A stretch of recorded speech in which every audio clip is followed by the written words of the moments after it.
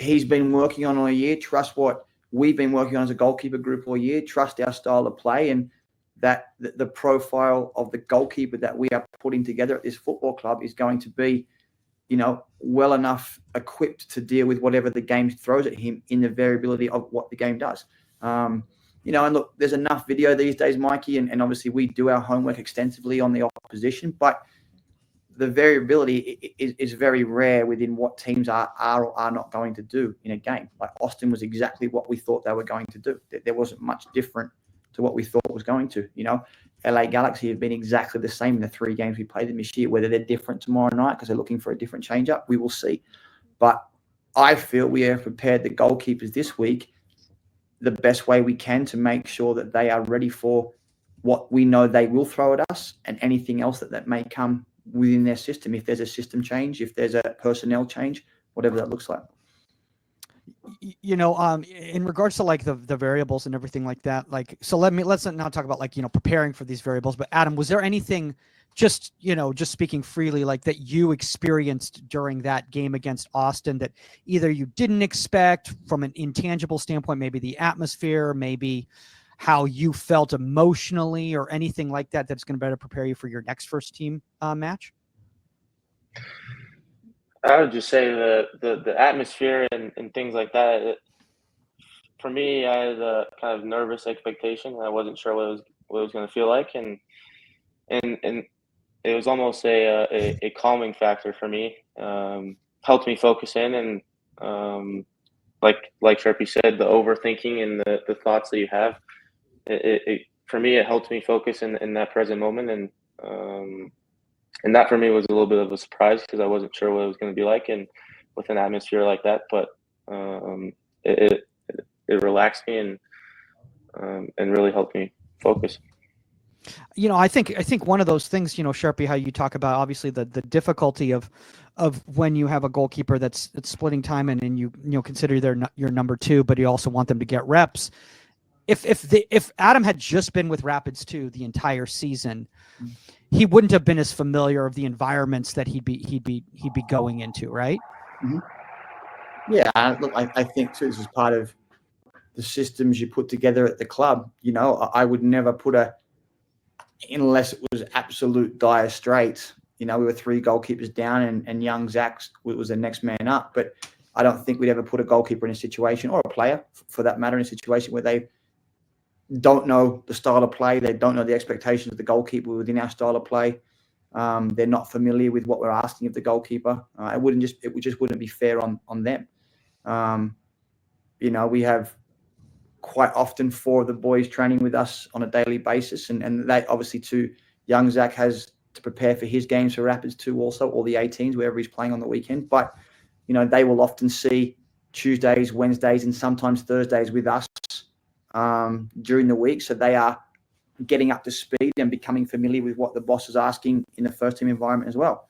And it can be slightly different in the second team. Their style of play can be slightly different, obviously based on personnel too, whether we're giving them players for the Sunday game or they're going with all the R2 boys and some of the academy mixed lads, which is obviously wonderful for those goalkeepers because you're getting a nice mixture of guys and you have to manage certain pots of people.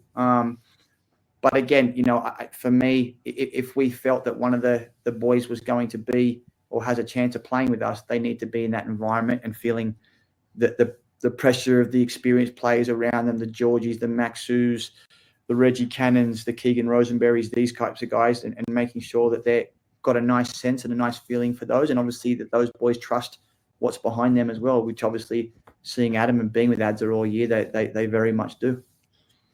So let's kind of get back to these training sessions and everything like that right here.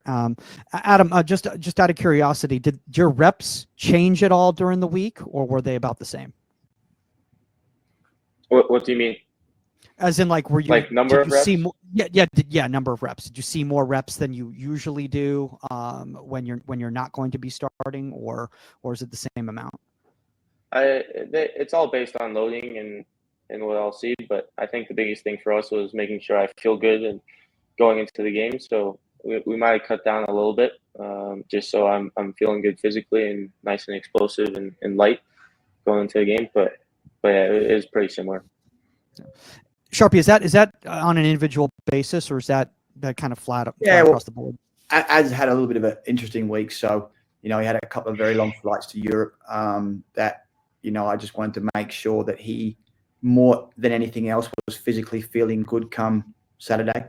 We did cut down a little bit on the reps on the Thursday because ads didn't land until 4:00 on the Wednesday night. But again, I'm a big person for the pod. I'm a big person for the data. And like Ad said, the loading, I'm very upfront with the boys on their loading and where they are and the live data that we have at the training sessions. But I'm also very, very big on the feel of the guys. I will ask them to a point where they probably, get sick of me during the session. But in Adam's situation, like, Ads, how you feel? Feel all right? Yep. Legs are good. Yep. No, I'm heavy. Yep. Whatever it is. I just need to know I'm that person who wants that feel. If at any point I feel like I can see that they're lagging a little bit, done. Perfect. No problems at all. And I think, again, that goes back to the beginning of the conversation. That's the trust that I have with the guys and they have with me. But, we're fortunate enough to have the live data, and I know exactly where I want the boys on any given day. It's all premeditated. And obviously if they are not playing on the weekend, the 2 and the 3, I can afford to give them a little bit more throughout the week. And sometimes we adjust it. And look, sometimes for Zach and Ads and Ethan, like Zach will go, no, I want one more. Give me one more. It's a feel for him. And yep, no problems, the extra one. But, on that Thursday leading into Adam's game, we prescribed a little bit less for him. I think he may have taken one extra rep of the 2 ball at the end just because he wanted one more rep to see it again. But, there also comes a point where myself as a coach, I have to stop it and say, yep, you're done. You're out. That's my role and responsibility to make sure these guys are in the best position for themselves too. Yeah. And kind of like getting back to kind of some of these sessions here, if like we're getting back to here or everything like that, like Adam, like when you had the discussion, when you found out that you were going to be starting, were there any specific things? Like, I know you said you wanted to keep the same routine and everything like that, but were there certain areas that you said, personally, I want to focus on these things to prepare myself for that match on decision day? Or, I mean, obviously you trust Sharpie and you trust, the scouting of Austin and everything, but from a personal standpoint, was there anything you were like, oh, I really want to make sure that I'm in tune with this? I would say it, like you said, is trusting Sharpie and what he thought would I would see on the weekend, and training those things throughout the weekend. But I feel like the biggest thing for me was getting the timing right, feeling good, physically and mentally, just going in feeling sharp, clear decisions on everything, and yeah, just a feel good sessions, just going in and making sure all the timing and everything's just nice and clean. Yeah, I love what you said right there, Adam. And it's like, Sharpie, I think this is something to really share with a lot of young coaches out there, is that make those goalkeepers feel confident going into that match. As opposed to if this was 4 months earlier and they're not playing, it could be different coaching behaviors. But that week is about making sure that they feel comfortable for that match. Yeah, for sure. And I think, look, as you get, for myself, as you get more experience, you get older, you realize, certain sessions are going to create success. Certain sessions are going to create failure. Do you want success? Do you want failure? Do you want a little bit of both throughout the day? Are you able within the session to adjust if you are getting too much success, or it's too simplified, or it's too complicated and you need to simplify it? Do you have adjustments within your session you can make on the fly that offer those for the guys? I felt because of Adam's week leading into it that we needed a session on the match day -2 that would offer him what Austin were going to show us, but also allow him to have success both physically and mentally. Yesterday we've had 3 days to prepare for LA Galaxy this week, obviously because we're playing tomorrow night a day earlier. But Adam said something to us yesterday as a group when we were coming together at the end of the session. He said, I love this because we're seeing the ball fly past us. We're seeing goals scored on us. We're feeling that little bit of emotion, that physical touch, the desire to want to make more saves or keep the ball at the back of the net in very vulnerable scenarios, in scenarios that you've probably got a 50-50 chance of saving. Now, what does our positioning and our body shape, our hand shape, our timing, how do we tip the scales in our favor? But adds up, correct me if I'm wrong, was the first thing you said in the session yesterday is I love this. Yeah. Because I've just conceded X amount of goals, but now it gives me something tangible to grab onto when we're watching the video and go, okay, Yeah. this is what we It's need. learning. I'm successful, you know? Yeah. See, I love what you said right there, because like, you know, and Adam, you know, I mean, credit to you. I mean, you are the most mature 18-year-old I think I've ever met in my life. I think you're more mature than I am. As I'm going. Hey, Mikhail, can you hear me? Yes, I can. Can you hear me? Yeah. By the way, how do you pronounce your last name? Is it Trubchik? It's Trubchik, but you can call me Trubchik. whatever. Okay. Yep. Okay. Trubchik. Okay. Very cool. Awesome. Sweet. Sorry, man. I was just setting up the stream. So usually we have some B-roll playing during that, so people don't just see me clicking around and all that stuff. It gets kind of boring for people and go like, oh, is there not going to be a show? I go, I don't think you understand how technology works, but you have to set everything up. So Yeah. No, this is my first podcast, just FYI. So, oh wow, okay. but Well, just have fun, dude. Just have fun. It's a casual conversation. We'll just chat about it. I've got a bunch of decks here. I got a bunch of videos from Seasters and all that. So it'll be cool, dude. So we'll get this going in a second. Let me just get the branding thing going here, and let's see. Maybe find my intro video. And all right, yep, right there. So Mikhail Trubchik.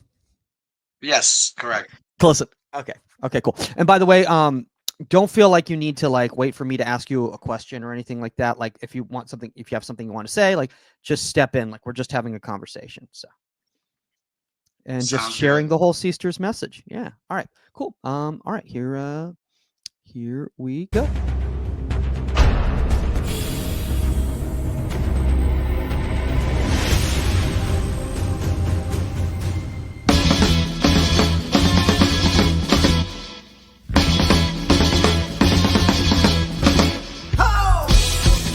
Welcome to Inside the 18 and happy Thanksgiving. I'm Michael Magid, live from Hollywood, California.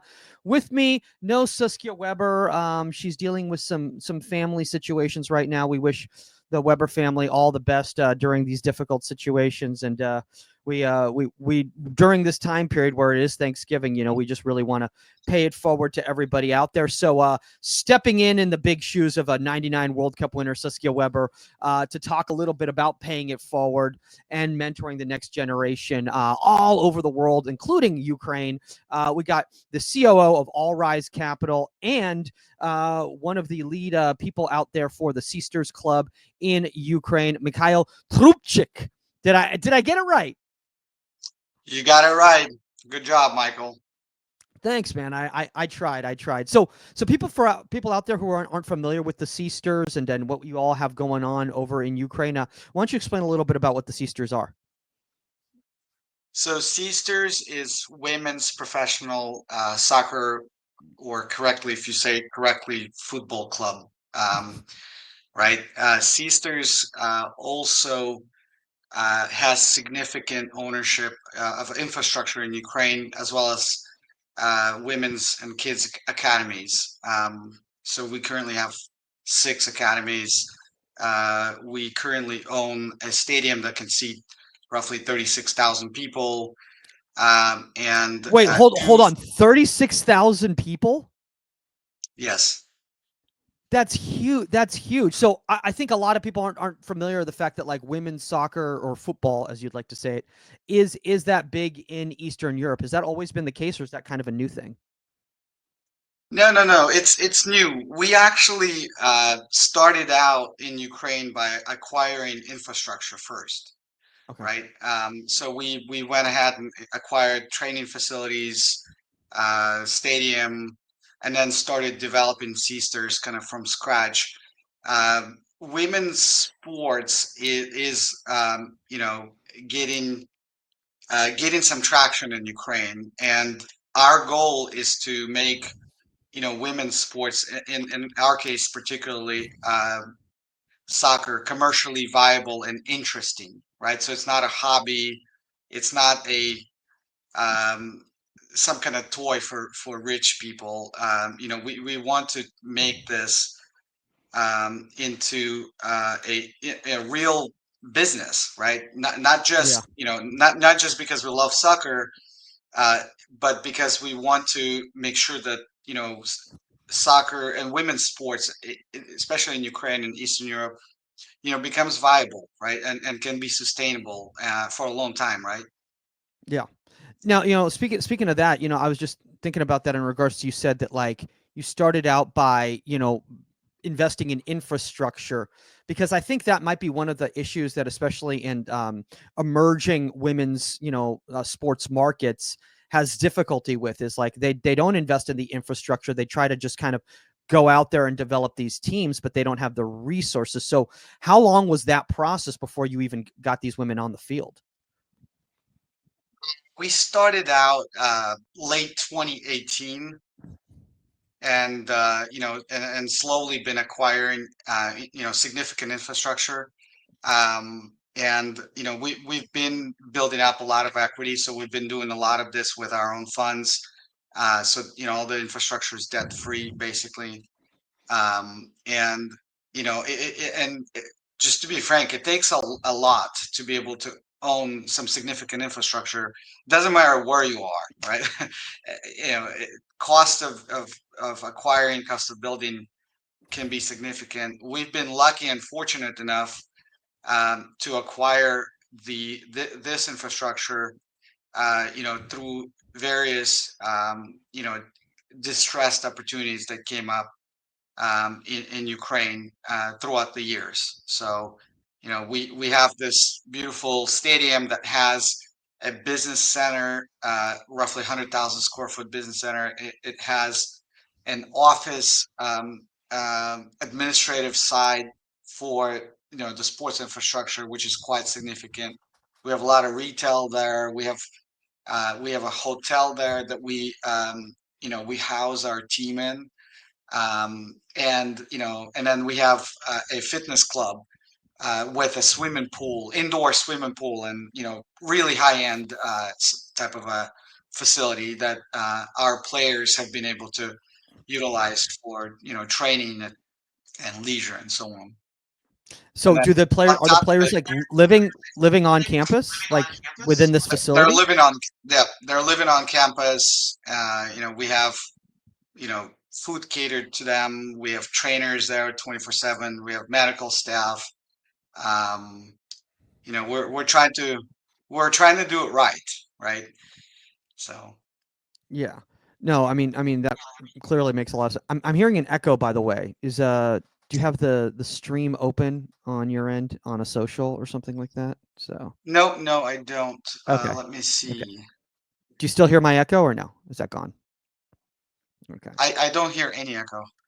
Hey, this is the beauty of filming live, right? Right? You never Yeah. know what to expect. So I think, one of the things that, in regards to like this whole project, which is incredible, by the way, and shout out to you, because I think there's a lot of people out there who are in similar situations, maybe not the dire circumstances that's what's going on in Ukraine right now, but are in places where resources are limited, and they're like, well, what can I do to improve the education, for our players and for our coaching staff and everything like that. And one of the really cool things is that, we connected with you all in regards to this and said, hey, one area that's always kind of lacking is goalkeeper education. And when it comes to starting out a program, not saying that the goalkeepers are ignored, but there's other areas that you need to focus on first. And so, like, now having this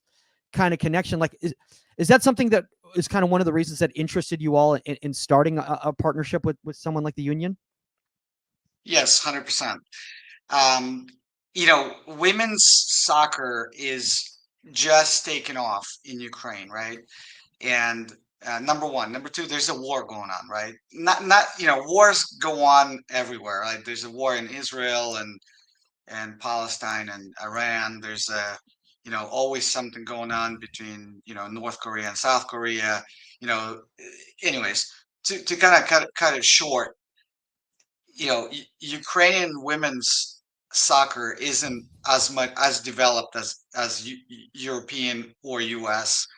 And although we have phenomenal people on the ground, I think we can, as a team, we can learn a lot from more developed, nations, as well as, more developed jurisdictions like US and Europe, right?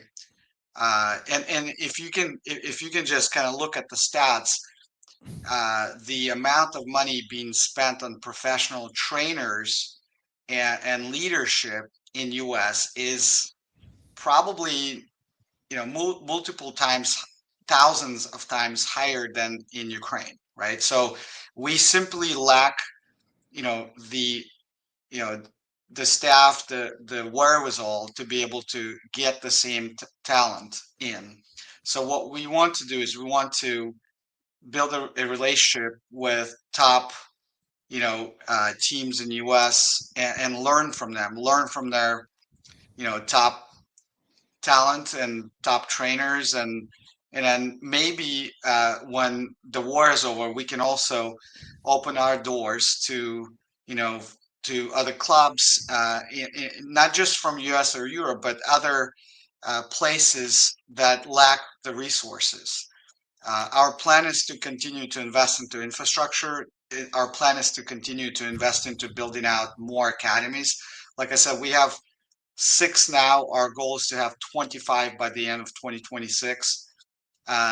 We would like to learn as much and invite, top world class trainers and talent to help us build this thing right, from Yeah. the get go. Yeah, I So want to, kind of throw this up here, right here. So you put this whole like deck together, and it was so funny when we first all connected with you. You sent you a couple of these decks, and again, this is showcasing that, like, when there's a will, there's a way, type of a thing. So like, even with limited resources, like, you're still able to make things, you know, come together very, very, very professionally. I mean, from what it looks like in regards to, the team itself is having not just success off the field, but on the field too. Just phenomenal results. yes, the team has done extremely well given the short, sh- short period of time the team has existed. And on top of it, from just pure economics perspective, I think our budget is half of our peers, in our league. So we're very proud of the team being so efficient and playing so well. Like I said, but on to add to this, we are looking at, how do we become a world class team, right? And how do we stack up against, US teams and European teams? And you know the European and US teams are a lot more developed. They're a lot more seasoned. Uh, you know they get some of the best, world class, sort of like trainers and programs, implemented early on. And we want Ukraine and our players to have access, so they can eventually compete in US and Europe. And we want to be sort of on the edge of progress, right?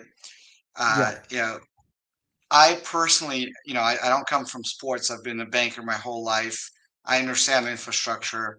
I don't know, dude. You I literally think look that like the director of football operations. You've got the whole jersey going on right here. You got different flags in the background. You got a whiteboard. I like I just figured this was at the training center that you were at. no, this is my office in Irvine, California. So, Irvine, but California. yep, I'm in Irvine. We have about 150 employees, excluding all the players in Ukraine currently.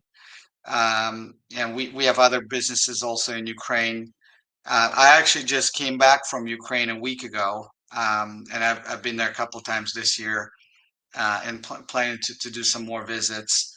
Um, we you, you know, Ukrainian folks are incredible, right? There's a war going on. There's drones and kamikaze drones flying around, and these girls are training every day. Yeah, and by the way, the stadium is pretty close to the Black Sea, close to the ports. So the sounds from different attacks come through quite often, and it's one thing to visit, another thing to live there on a daily basis, right? So these are some really tough, talented ladies, and the staff, administrative staff, all the trainers are amazing, right? At the way they're holding everything together. And one thing I'll tell you, like, these times are the ones that count, right? This is the time I think that's going to make the most impact in in their lives, in their professional career, and in development of soccer, right? Yeah. They work now 3 times harder.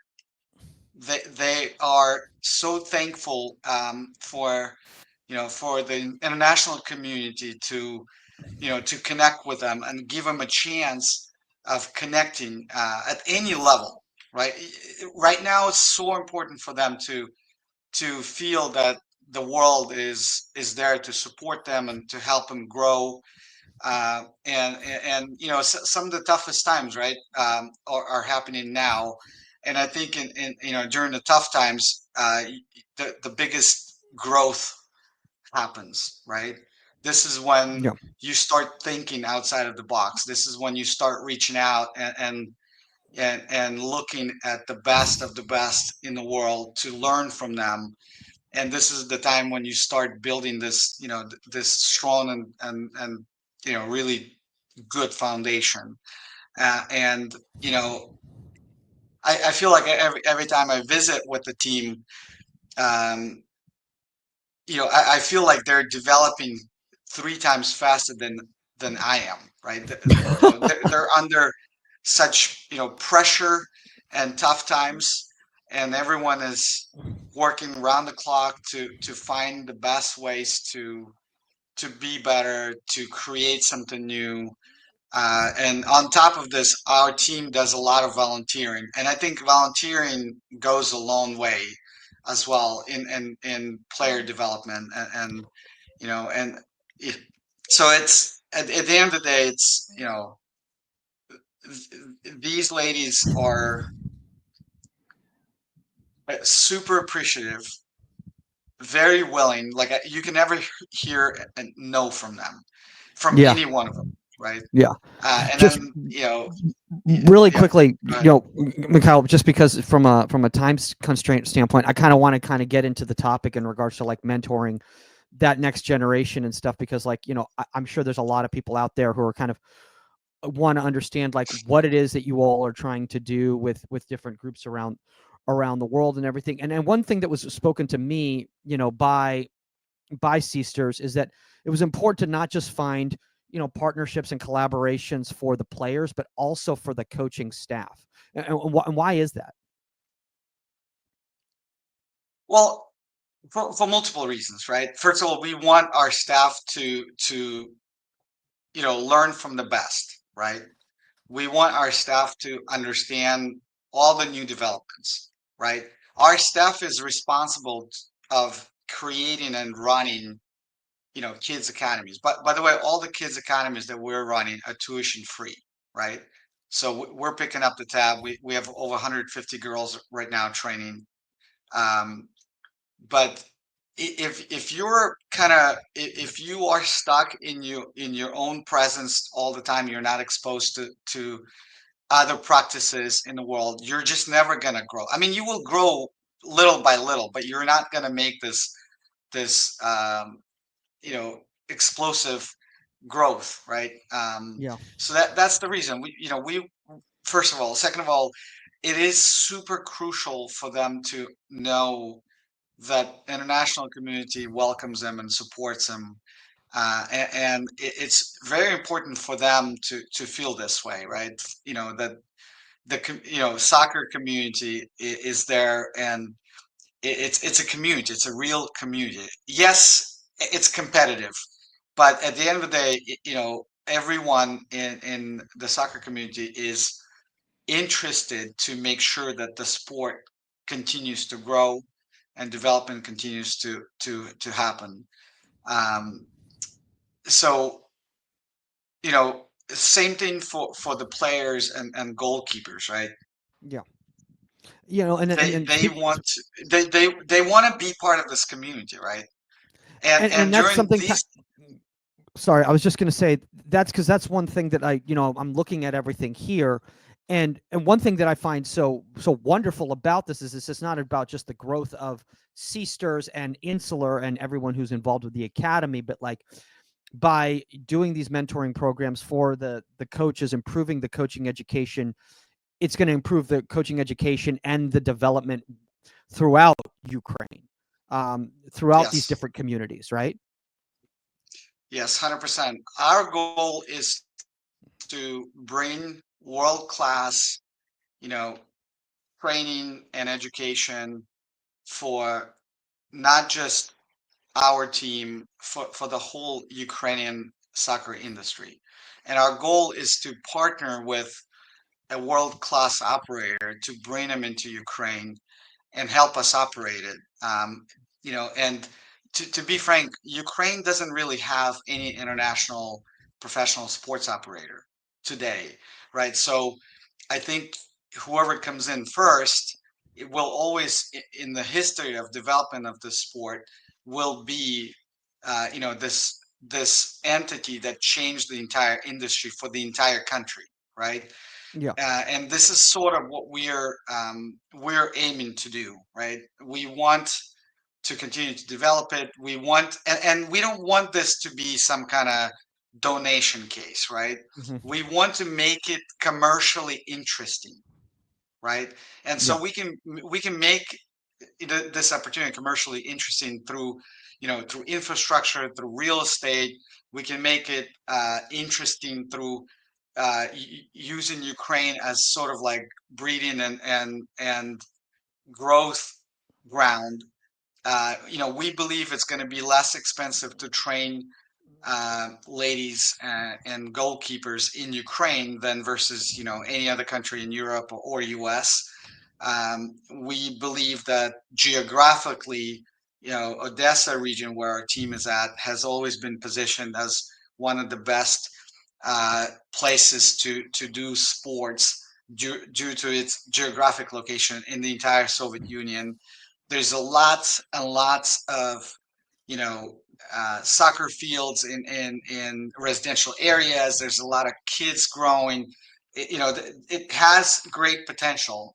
And another thing is kids from other countries like Romania, Moldova, all the surrounding countries are willing to travel there. Even Yeah. now during the war, we have multiple international players living in Odessa and playing for us. And because we are also really focused on infrastructure, we are continuing to acquire additional training bases. We can become this hub for development of players, right? And Yeah. development of coaches. But the I goal was is to the goal is to partner with somebody who already has top talent who can help us build this development program correctly, right? Well, one thing I want to bring up about that is that I love the fact that you were talking about, because a lot of times when programs are seeking assistance with resources or anything like that, they're talking about what people can do for them, but they don't talk about that symbiotic relationship and what they can do on the opposite side. So like, the fact that you're saying, hey, it's more cost effective, to work with players in Ukraine and hidden talent out here, for no disrespect or whatever, but like maybe who haven't been found because they haven't had the right opportunities. These are things that there are clubs around the world that are looking again for cost effective places to train, and they're also looking for players that, for lack of a better term, from an investment standpoint, are going to be more cost effective than a domestic player. And I think that's just really, really cool. I love seeing emerging markets where you find all this possibility. I mean, look, we all know that Ukraine is chock full of resources, not just in football, but in other areas too. And to be able to showcase that to the rest of the world, I think is really, really enticing. And one of the things about that, that I kind of want to talk about is like, how do you see this evolving over time? Because you talk about like, hey, this is how we're starting out, but I'm sure you have like a long-term goal with all of this, right? Yes. Oh, well, I mean, we take things at different stages, right? So, you know, the sort of intermediate goal, right, is to continue to acquire some additional infrastructure, continue to build out kids' academies, right? And obviously, when the war is over, and we hope it's going to be over soon, to start bringing over, mentors and coaches, or even just regular soccer players from U.S. and Europe to Ukraine. I think it also will be beneficial for them to come in and, first of all, travel internationally. Second of all, meet the local teams, and build relationships. I think there's a bigger goal beyond just sports. It's getting these kids to kind of integrate, and be kind of a world citizen, right? Both for Ukrainian and for U.S. and European and Asian and Middle Eastern teams and so on. But So the is biggest thing Mikhail, is, just really quickly, I was going yeah, to say, like, how do like American universities play into this? Because I know that's a part of the conversation, that we had, with Seasters when we were talking about working yeah. together, and that there was a lot of players over there that not only have the the academic standing to get into American universities, but also the playing acumen to play at American universities. This is all in development, right? So we are striving to become this bridge between Ukraine and all the world, right? So we want our players to have access to the world of possibilities, right? Different countries, universities, and so on, right? Average kid, average player in Ukraine doesn't know where to turn to, let's say, find a university to go to or to play with, and a lot of U.S. and European based investors and business community, they you know they haven't done a lot of business in Ukraine, so they're potentially looking for some intermediary that can be there, kind of like a bridge for them. Like, we are a U.S. based organization, right? That is a parent for all this sports company in Ukraine. It's a lot easier for investors and operators to talk to us here, and then we invite them to Ukraine, kind of show them around. You know, I believe if you go to Ukraine once, you're gonna fall in love with the people in the country, and you're gonna want to do something there because it's although it's an emerging market, but it's a European city, like it's a Mhm. European country, right? It's got a lot of character, it's got a lot of great people, it's geographically located in very favorable areas, um, you know. But the bigger goal is to you know turn this turn women's soccer sport in Ukraine into commercially viable business that can be sustained by potentially merging with a large operator that can utilize all the facilities, all the grounds, all the staff to train folks, not just Ukrainian folks, bring folks from other countries, train them there, right? So, It's more so cost efficient. are you looking for like a major club in the world, like let's say an NWSL club or a WSL club, to make a sister relationship, with Seasters, so that there's a give and take of resources, and then there's some sort of a education collaboration and a player identification collaboration, something like that, similar to like what Men's City has with some different groups around the world. Yes, any type of a structure, is on the table, right? So Mm-hmm. whether it's a sisterhood, whether it's like a full-on merger, we want to take this sports company that we've created and take it to the next level by engaging with the right partners, right? Yeah. And learning from the best. Like, for example, Miss Michelle King, right? She's investing a lot of money into top, coach and administrative talent, right? That takes a whole different level of commitment, right?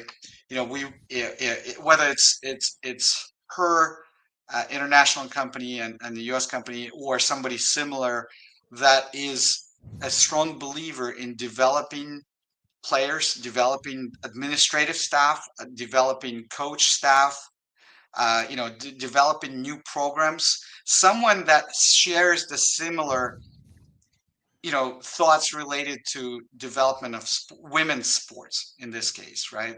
Yeah. So someone that wants to make an impact for the entire industry, right? So that's who we're interested to meet, right?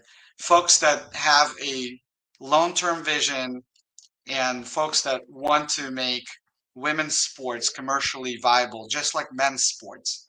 And by the way, men's sports back in the days was going through the same challenges, I think. So Lack of investment. are you using that as a template, though, how the men worked on the fundraising side and gaining capital, or is it a little bit different because of the the gender and the cultural differences? We're definitely looking at how men sports was developing, right? So there's some things that definitely align. There's some things that are going to be different. So yes, but the biggest thing is, like, we want to follow what folks like Michelle King's doing, and Casey Kern's doing, and Angel City's doing. Folks that are investing into developing, everything around the club, right? Yeah. So it's not just, hey, I need to train my players 24/7. It's like, no, no, no. What else are you developing? Education, food, mental, um, you know, like day to day, like you gotta build the world around the team, right? Mm-hmm. So, you know, so we're trying to make sure that we're, following the top teams and top developers in women's sports worldwide, and take bits and pieces from them. But eventually, we want to have more of a formal relationship where we get to, use some of their resources. And I believe it's going to be a lot simpler when the war is over.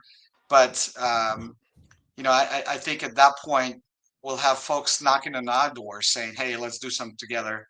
Right now, it's a different time, right? But this time will pass, and I hope that we get noticed, for what we're doing, and you know, and if someone that is serious about investing into development of women's sports and soccer is interested to chat, we are very open to start building some type of relationship, and figure out how we can make a great impact on the sports, right? Listen, there's KC Current, for example, have built a stadium specifically for their women's team, and they are, I think they're the first one, at least in the U.S., that built a stadium specifically for the women's team. We are proud that we bought a stadium for the women's team, right? So Yeah. we didn't build it, but we bought it, and we're also proud of it, and looking to find like-minded individuals and companies who want to make an impact, and you know, and maybe help us grow the right way, in professional way, and help us stay connected to the world community, and you know, and make an impact, right? I can tell you certainly, you know, we can change soccer in Ukraine. We can change the entire industry, and you don't get a lot of opportunities to do it in a lifetime, right? There's Yeah. only, you know, certain times in your lifetime, or a span of 100 years where you can make such an impact. And you know, most of those times are during some of the tough times, right? Yeah. So I think this is the right time. Uh, there's a famous saying something like, "Do what no one else wants to do today to be able to do what no one else can tomorrow," right? So Yeah. it's that's sort of our slogan, right? So we're trying to make the biggest impact now. We're trying to connect with the best operators, the best sports developers now, position ourselves, learn from them, and maybe build a relationship that's going to be beneficial to them as well, especially when this insane war is over, right? Yeah, I mean, look, one thing I want to bring up that I think is really, really, really awesome in regards to your whole presentation and what you all have going on at Seasters that I think is massive is like, one of the big things that's out there, especially here in the United States in regards to, the college game and everything like that is the empowerment of the athlete. And one thing that I've noticed is that in your program is that you're not just trying to empower the club, trying to empower the athletes. I noticed that even on the goalkeeper side, you're trying to work on the NIL side to name, image, and likeness and find marketing opportunities for these players to establish their own brand on social media that not only, generates traffic and brand awareness for the club, but for the players themselves as well. Why is that so important for you? You know, so if you look at this just from economics, right?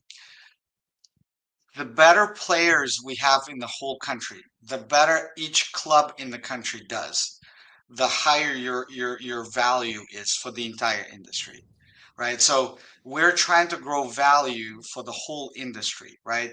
And as you know, players they're not slaves, right? They can go to any team when their contract is up and so on. Like we want to empower the players, and we want to have an impact on the entire industry, right? Um, our infrastructure today is worth a lot more than the team itself, right? We have significant infrastructure, right? Mhm. Replacement cost is in the hundreds of millions of dollars, right? So we are not concerned about, you know, the valuation we get for the team. We're not concerned about, pure economics. We want to do what's right. We want to bring the right type of a partner, that shares the same values, right? This is not about economics, right? If this was economics, we could have just, sold off infrastructure, quadrupled our money, and be done with this, right? Yeah. So our goal is to bring the right partner that shares the same values to help us change the industry in the whole country, right? Yeah. Have an impact on the country, right? And you know what this may result in us taking some type of a economic haircut because we need to share equity upside on real estate or something like that. That's Mhm. fine, right? We have ability and wherewithal to do this. Yeah. I mean, and I think, that's the thing is that a lot of times when it comes to these types of programs and these types of projects, a lot of people are very hesitant because of the short-term distress that it's going to cause as opposed to looking at the long-term goal. I mean, look, if if people looked at it that way in regards to just using the United States as example, where would women's football be in the United States if people weren't willing to take chances and lose and be in the red, early on, to see where things would go moving forward. I mean, look, I think one of the things that you were saying really good here is that, you're looking at what is our value right now versus what our value is going to be in the future. And you have value in certain areas that you may not have value in other areas, but because you have the value in certain areas, that's going to allow you to be able to recoup and get to the point where your other areas, the value is going to be even higher. I want to ask you, because if there's any other programs out there, I know there's similar projects in places that are emerging, such as South Asia, Africa, the Middle East, and everything like that. Like, what advice do you give to any clubs that are trying to pursue things in this type of manner? Learn from the best, right? That's what we're trying to do, right? I think learning from the best. I think asking for advice, asking for help. It's not shameful, right? We're together. We can achieve more together as one industry, right? As one community, we can achieve more, and we can achieve it faster, right? We're women's sports is extremely undervalued, right? A lot of the training has been underdeveloped, right? That's why we are reaching out to the best of the best in US, to the best of the best in Europe, so we can learn from them, right? There are operators out there who are way more advanced in their training, right? Way more advanced, right? It's yes, we can try to do everything ourselves. That's one way of approaching this, or we can kind of learn from the best, or partner with the best, and share some resources and understand the training, and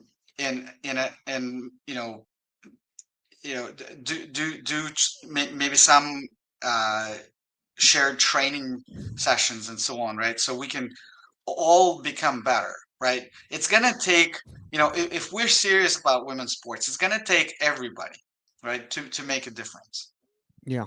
right? What is the best training program out there for a goalkeeper? Like, who has the best one, right? What are the trends? What are the stats, right? You know, you can try to kind of invent the wheel yourself, or you can partner with folks and invent 20 wheels and run faster and get more stuff done, right? Yeah. This is our approach.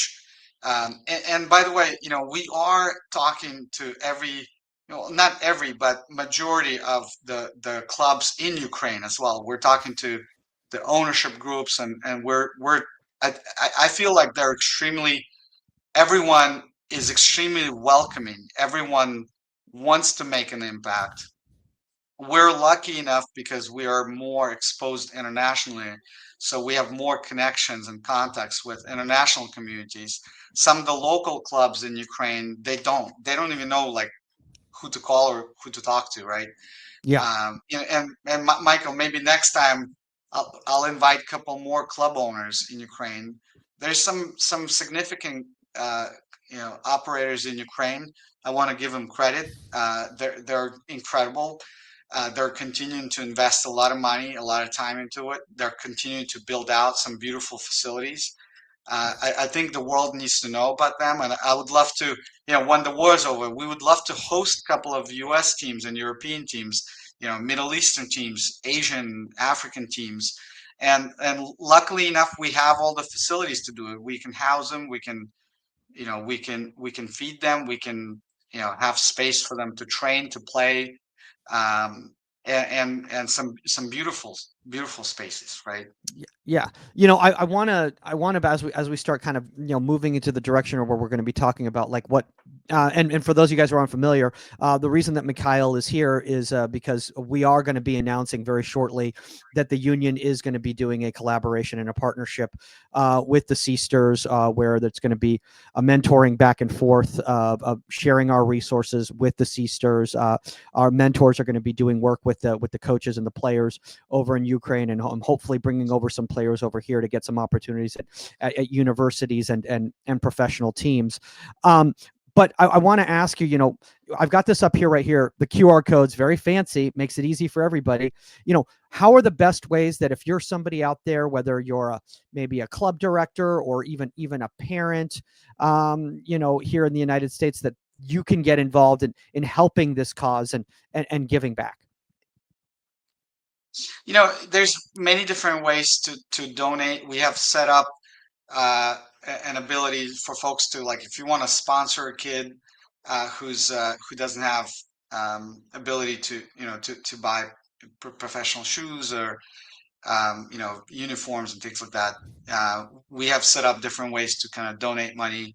We're also in the process of setting up a small nonprofit that's going to help kids. They're maybe not ever going to be playing professionally, but kids that want to have ability to play some kind of sports in Ukraine.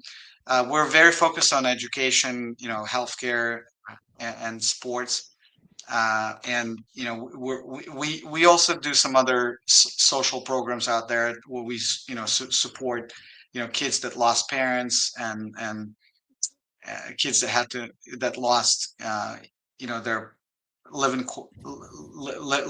quarters and so on. So there's multiple ways where you can either become a sponsor or you can donate.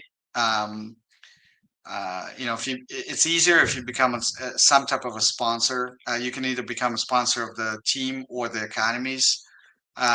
You can designate it, and then I believe the nonprofit's already set up, and it's also basically Seasters nonprofit, which basically we fund 99% of all the programs, right?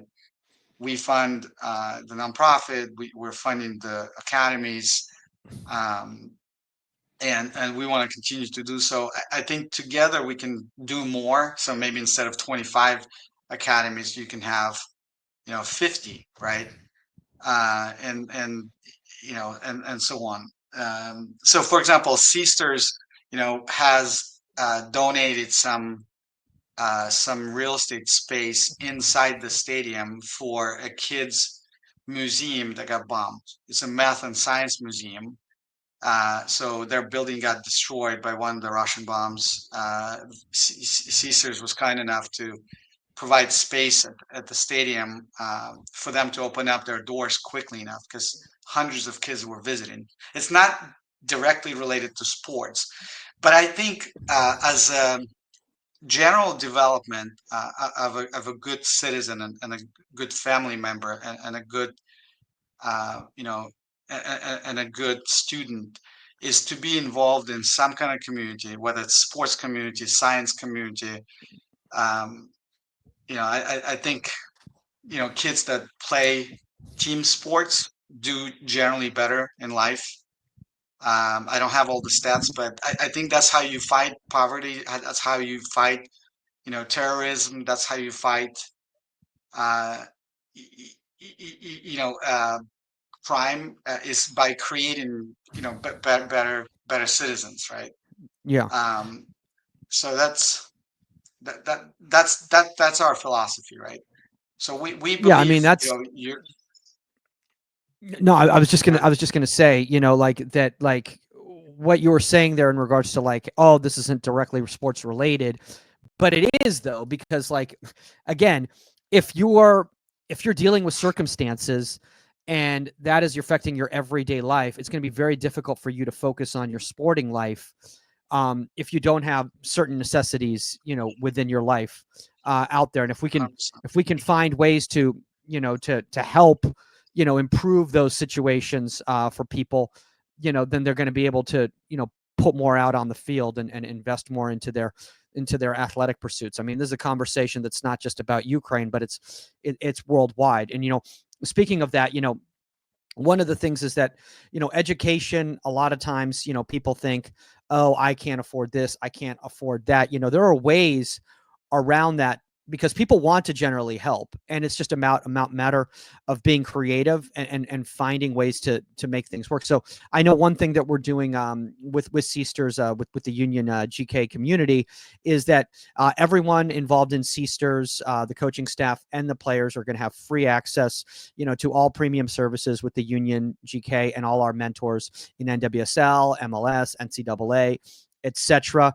Another thing too is that I believe you all are going to be sharing your content and asking for, feedback from our community on what we like, what we don't like, how can we improve this, and everything like that. And these are just little ways that our community here in Europe and in the United States can help to give back. But at the same time, you're also sharing things that we may not know.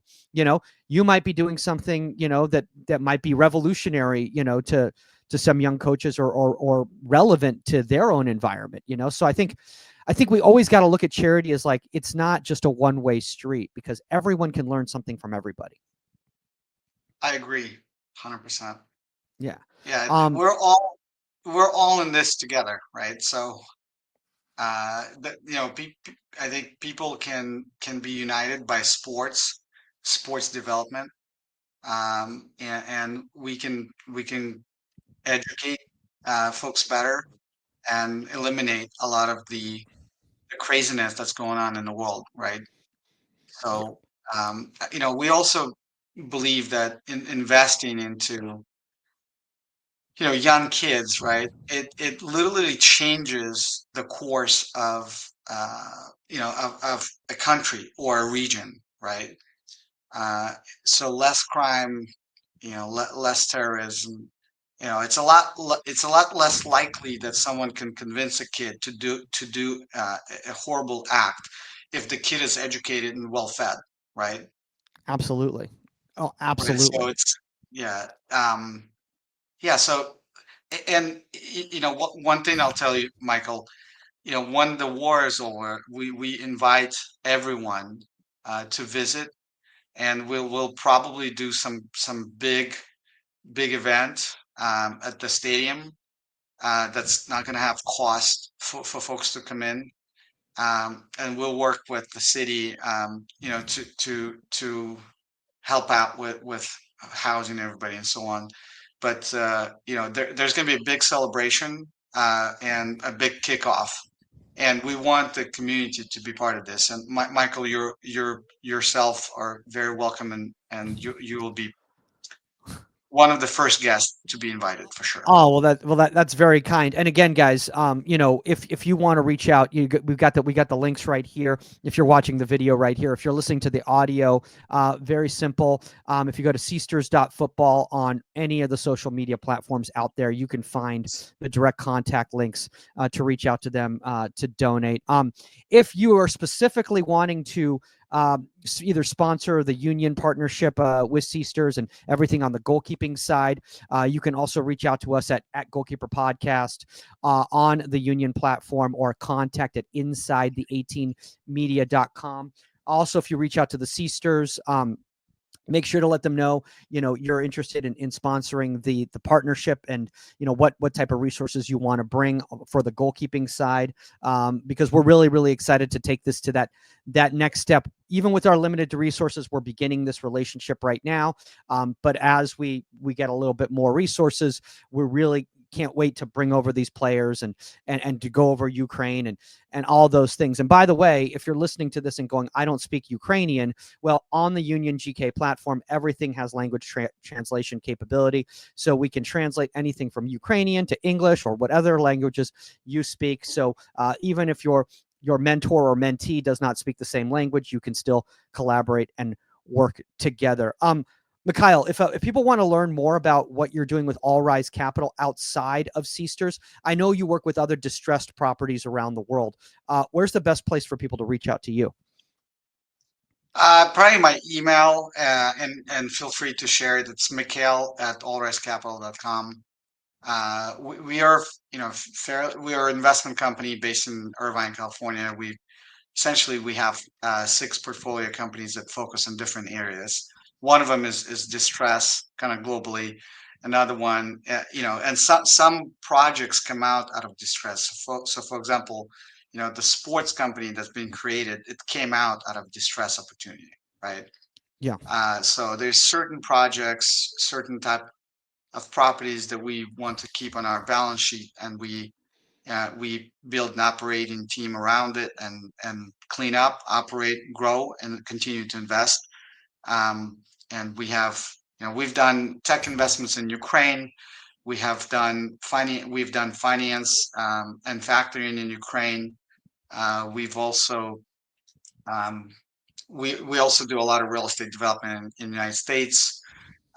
We also operate a data center company where we build and operate data centers in US, and so on. So we have in the areas where we have expertise, we typically try to stick to them. So energy related, real estate development related, sports, this type of tech, this type of approach, right? Awesome, man. Awesome. Well, I don't want to hold you too long now, because I'm sure you're busy with the time differences right there. You probably try to get as much stuff done during the early day as you can. It's probably Yes. what, like 1 a.m. there in Ukraine right now? Oh, it's not quite. It's not quite 1. I'll tell you in just 1 second. Okay. It's 9 p.m. basically. Oh, okay. Okay. So it's not crazy. It's not crazy late. So you still got a little bit of time. Well, guys, have a wonderful Thanksgiving. If you're watching this right now, if you're listening to this, happy Thanksgiving. Hope you're enjoying this very special Paying It Forward podcast of Inside the 18. And again, guys, we send all our best to the Weber family, during this difficult time. So please keep everyone in your prayers over there.